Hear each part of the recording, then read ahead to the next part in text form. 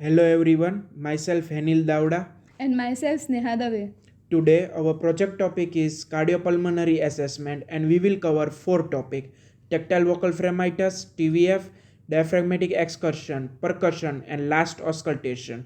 Now first topic will be taken by Sneha Dave.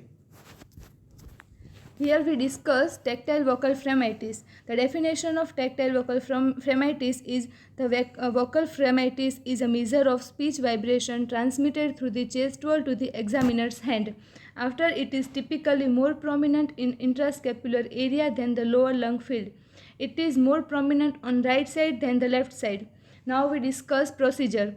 It is measured by asking the patient to repeatedly say 999 or 111 while the examiner's hand are placed on both the side of the chest. After we compare or palpate symmetrical area of the lung from apical to base anteriorly and posteriorly using the ball of hand or ulnar surface of hand. Then it is two type: pathological decrease or absent phrenitis and the pathological increase phrenitis. First we discuss pathological decrease or absent phrenitis. When transmission of vibration from larynx to surface of the chest is impeded, causes obstructed bronchus, COPD, pleural effusion, pneumothorax, thick chest wall, fibrosis and infiltrating tumor. Then discuss pathological increased phrenitis when the lung underneath is relatively solid, as this transmits sound better, causes consolidated lung.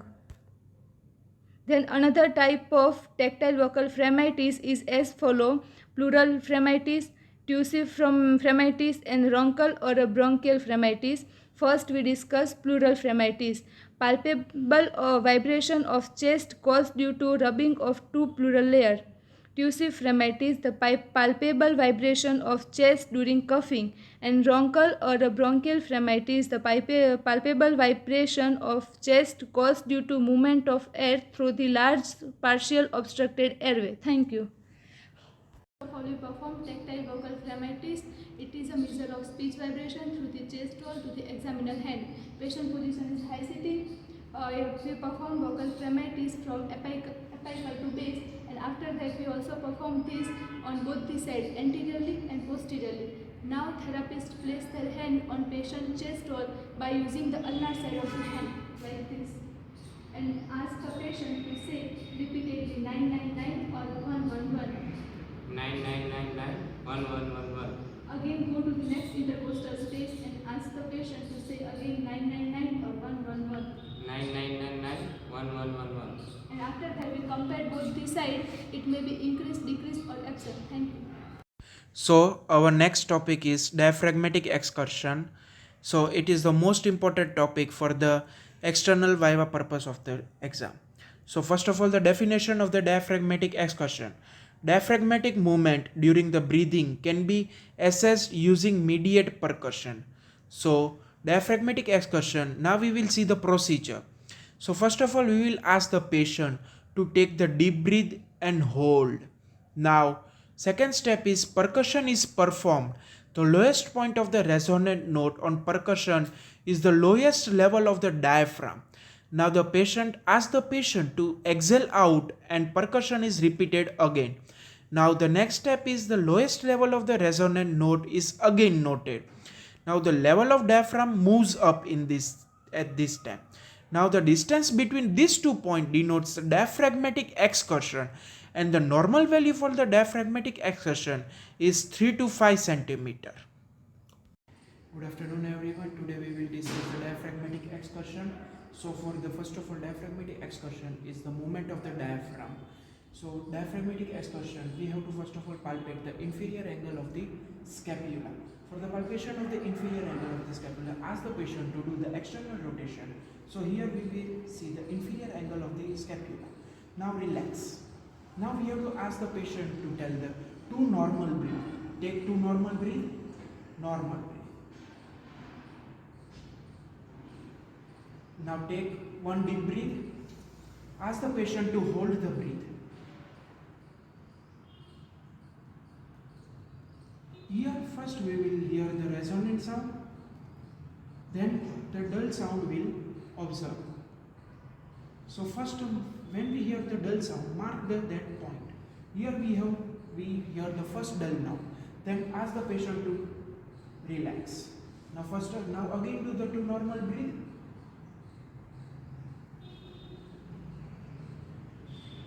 Again do the deep breathe. Then exhale. Now hold the breath. Then again we have to do the percussion. Here from dull note we have to again go to the resonant note. So here is the I heard the resonant. So these two difference is the movement of the diaphragm we observe. The normal value of the movement of the diaphragm is 3 to 5 centimeter. So this is the procedure of the diaphragmatic exertion. Thank you. Next topic is percussion. The definition of percussion. Percussion is the method of tapping against the chest wall to assess the underlying structure. It sets the chest wall and underlying tissue into motion, producing audible sound and palpable vibration. Then go to the procedure. Patient position is sitting. It is performed by placing the left hand firmly on the chest wall so that the finger have a good contact with the skin. The middle finger of left hand is struck over the distal interphalangeal joint with the middle finger of right hand. The right wrist should be relaxed so that the weight of entire right hand is transmitted through the middle finger of the both side of chest from top to bottom should be percussed alternatively. This is the technique of percussion. The front of chest yield a more resonant note than back because the lesser bulk of musculature than the back. Normally, resonant sound is heard over the aerated lung. The sound, this is the sound that we heard during percussion. First is the impaired note. When the amount of air in alveoli decrease result in loss of resonance because of lung fail to vibrate sufficiently. For example, consolidation, infiltration, fibrosis and collapse of lung. Then dull note. An impaired note of greater degree is dull note due to progress in severity of disease. For example, consolidation, pleural thickness and fibrosis. Then stony dull note. A percussion note completely devoid of resonance or displaying extreme dullness is a stony dull note. It is classically found in pleural effusion because fluid dampen the vibration of both the chest wall and underlying lung. Then timpani. It is a drum-like resonance that is normally encountered over the stomach, intestine, larynx and trachea. When it occurs over the chest wall, it may be due to pneumothorax, superficial empty cavity and emphysema. Then hyperresonance. A note in between normal resonance and timpani can be elicited over normal lung tissue by keeping the chest wall in the full inspiration during percussion.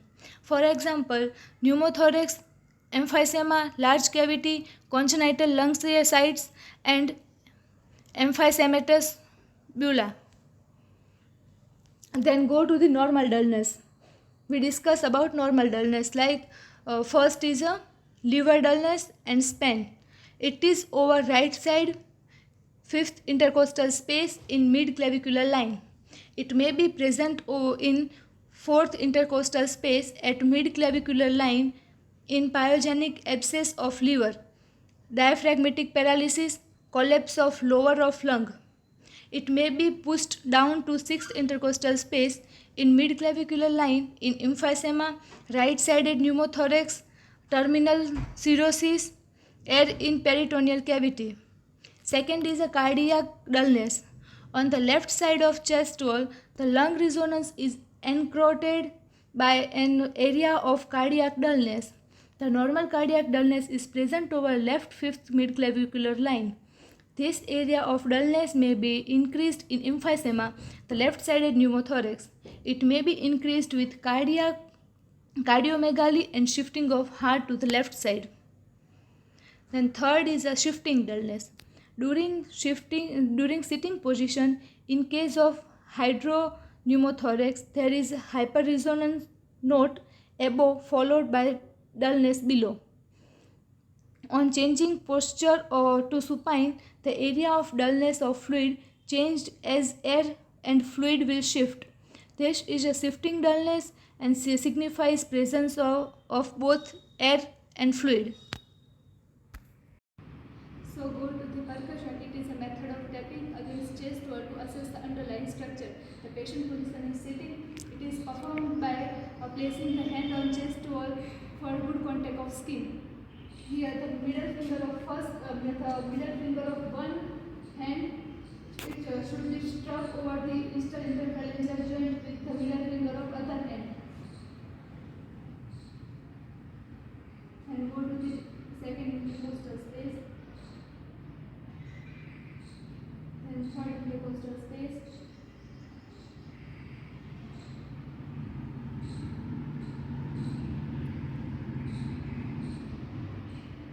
Then both the side of chest should top to bottom should be percussed alternatively. Auscultation. Chest auscultation is the process of listening to and interpreting the sounds produced within the thorax. Breath sounds. Breath are heard using auscultation. These are heard on the anterior chest wall as well as posterior chest wall, and both the chest walls are having 10 sides each. In this way, we will hear the breath sound on anterior as well as posterior side of the chest wall. It is like of the zigzag manner. Now, there are three kinds of breath sounds can be heard during auscultation: normal sound, abnormal sound, and adventitious sound. Now, the procedure for the auscultation is patient position, sitting upright over the edge of the table with arms forward. Now, the patient who cannot sit up, sideline can be used with allowance for the louder sound in the dependent lung. Patient is asked to take the deep breath, then normal for the several respiratory cycles.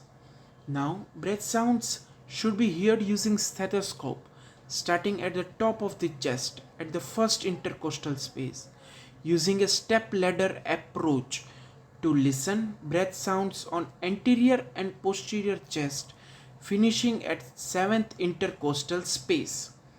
Each side should be auscultated for one complete breath, and comparison should be made with the same side on the other side. Start with the lung apex on the posterior chest wall and sequentially move caudally. Next, move to lateral and anterior chest walls. Now, the normal breath sounds is classified as follows. It is of four types: tracheal, bronchial, vesicular, and bronchovesicular. Tracheal and bronchial sounds. First of all, we will see high pitch sound produced by turbulent flow over trachea and bronchi. It is heard throughout inspiration and expiration, but the distinguished feature is that pause exists between the inspiration and expiration phase. This is very important. Second is the vesicular breath sound. Faint sound heard over remaining peripheral lungs fills. It has primarily an inspiratory component with only initial one-third of the expiratory phase audible. Here the intensity is softened because of the dampening caused by the spongy lung tissue. Okay, it is different from the tracheal and bronchial sounds. Now, mix up of the both. Bronchovesicular breath sound, high pitch sound, pitch midway between bronchial and vesicular sound, heard over the bronchi and smaller airways. This is the very important point. Equal inspiratory and expiratory cycles. Differentiating feature is lack of pause. Best heard where the bronchi and central lung tissue is close to the surface. Now another type is abnormal breath sounds. Abnormal breath sound is described as when sound transmission changes as a result of underlying pathologic process. It is further divided into three types: bronchial, decreased, or absent. Now, bronchial sounds. Normally, Bronchial sounds heard over bronchi, but due to pathological process, it is considered abnormal when they are heard over the chest wall through the peripheral lung tissues when it becomes airless because of due to the accumulation of fluid, secretion, etc. Pathological conditions include atelectasis, fibrosis, pleural effusion, consolidation, lung collapse. The inspiratory and expiratory ratio changes to 1 is to 1 to 1 is to 2. In consolidated type of lung pneumonia, where the lung tissue is airless, sound from adjacent bronchi is enhanced and becomes higher pitched, and expiratory component becomes louder and more pronounced. A consolidated lung provides a better medium for transmission of sound and hence louder sound heard over the lung tissues. Now another type is decreased or absent breath sounds. Decreased breath sounds are the normal vesicular sounds which are further diminished. Absent breath sounds are when no breath sounds are audible. Occurs in conditions where the transmission of airflow into the lungs is limited or in pathologies affecting the pleura or obese individuals. Decreased or absent breath sounds can be caused by internal pulmonary pathology or secondary to non-pulmonary pathology. Pathological conditions include lung hyperinflation, pulmonary fibrosis, airway obstruction, diaphragmatic paralysis, use of positive and expiratory pressure that is PEP during assisted ventilation. Now the last type is adventitious breath sounds. These are extraneous sound produced over the bronchial tree. The International Lung Sound Association simplified and classified this adventitious breath sound into two types, continuous and discontinuous. Continuous is further classified into wheeze and rhonchi, and discontinuous is further classified into fine crackles and coarse crackles. Continuous adventitious sound. Okay, these are abnormal sounds superimposed over normal breath sounds. Duration is greater than 250 milliseconds. It is further divided into high pitch and low pitch. High pitch include wheeze and stridor, and low pitch include rhonchi. Discontinuous adventitious sound. Adventitious with duration less than 25 milliseconds. It is further divided into fine and coarse crackles and pleural rub. First, we will see the wheeze. It is continuous and high pitch muscular musical tone. Okay, it is high pitch musical tone. It is like hissing or whistling quality, mainly here during expiration. So this is the main point you have to remember. Occasionally may occur during inspiration. It is caused due to air vibrating in the narrowed airway. It is classified as a high or low pitch, monophasic or polyphonic, localized or widespread.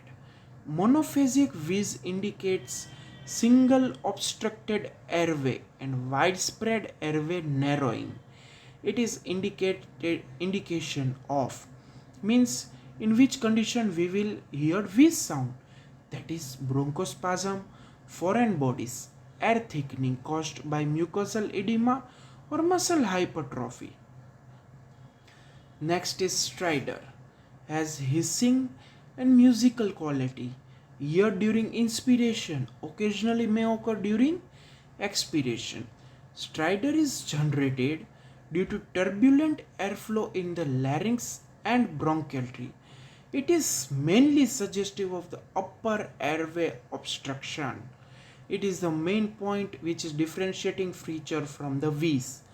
It is indicative of croup, epiglottis or laryngeal edema or foreign body in the upper airway tract. Next is rhonchi. It is low pitch wheeze and snoring quality, heard both during inspiration and expiration, while the wheeze and stridor are heard only during inspiration. Okay, and wheeze during expiration. Examples are COPD and asthma. Crackles, low pitch sound. It is discontinuous, intermittent, explosive, popping or clicking, non musical sound, heard predominantly on inspiration, similar to the sound of rubbing hair between fingers or velcro popping. This is the distinguishing features between fine and coarse crackles. Fine crackles, it is explosive opening of smaller airways, and coarse crackles, it is generated by air bubbles in large bronchi. It is fine crackles is non-musical, high pitch around 650 Hz, and coarse crackles is low pitch around 350 Hz. Fine crackles is again heard only during late inspiration, while coarse crackles is heard during early inspiration or during expiration. Fine crackles not heard at mouth. Coarse crackles is while heard at mouth. Fine crackles is caused due to altered by the body position change. It is altered by the body position change but unaltered by coughing, while coarse crackles is altered by coughing, unaltered by body position change. It is associated with pneumonia, congestive heart failure, and lung fibrosis. In this, we will hear fine crackles, and coarse crackles we will hear in chronic bronchitis, COPD, bronchiectasis. Now, it is the last but not the least pleural rub. It is non musical, short, grafting, rubbing, creaky sounds. It is present during both phases of respiration, that is, inspiration and expiration. Caused due to friction between both the pleural surfaces, it is suggestive of the pleuritis or pleural trauma. So our next topic is the chest auscultation. Auscultation is the process of listening and interpreting the sound produced within the thorax. So the procedure for the chest auscultation is the patient position is the high sitting.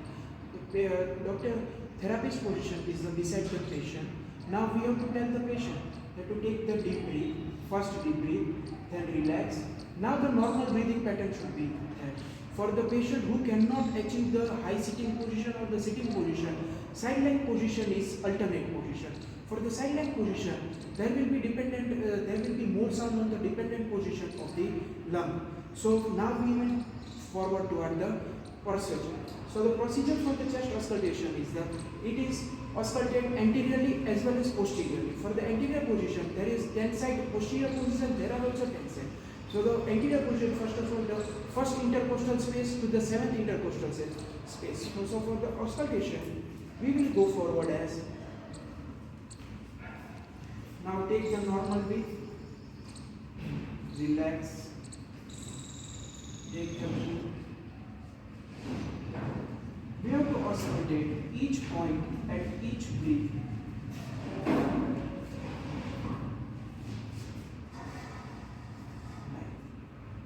We have to auscultate the patient in the step ladder manner. This is the step ladder.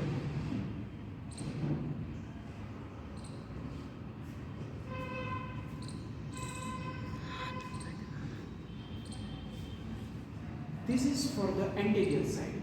Now we have to tell the patient for the posterior position. Like this. So for the posterior side, for the middle line of the scapula, above that, we have to auscultate at that, not over the scapula, but beside the middle line of the scapula. So ask the patient to take the normal breath. Normal breathing pattern should be continued.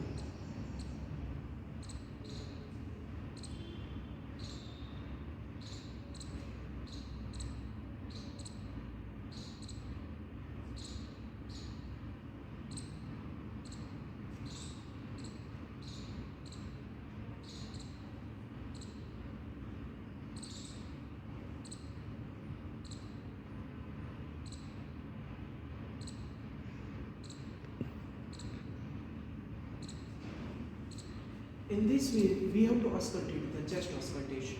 It is of the three types: normal sound, adventitious sound, and the abnormal sound. So thank you. We will discuss later on.